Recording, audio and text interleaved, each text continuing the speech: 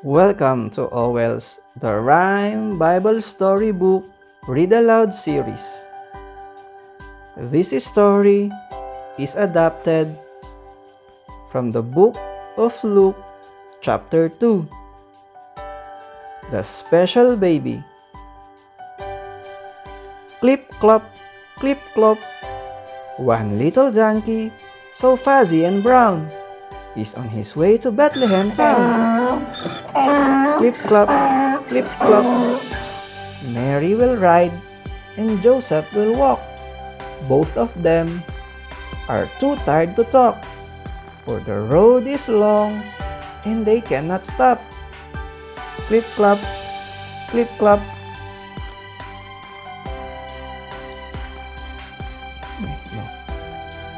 The fuzzy brown donkey perked up his ear when Joseph cried, "At last, we are here!"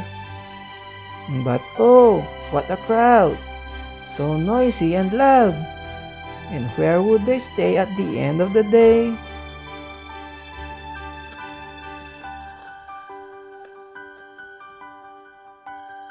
"Do you have room?" Poor Joseph said. "We've come so far, and we need a bed." But the busy innkeeper shook his head. Mary and Joseph turned away. But then they heard the innkeeper say, "If you don't mind some cows and sheep, I have a place where you can sleep."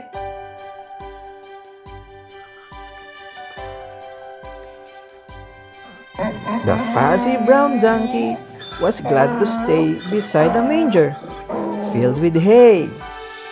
"Moo," said the cow. "Baa," said the sheep.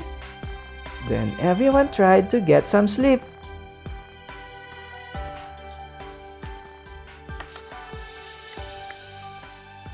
And when the animals opened their eyes, there in the manger, to their surprise, a baby lay.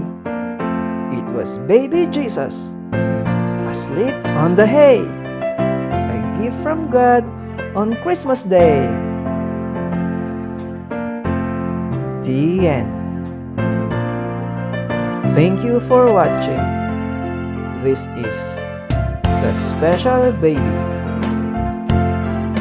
from the Rhyme Bible Storybook.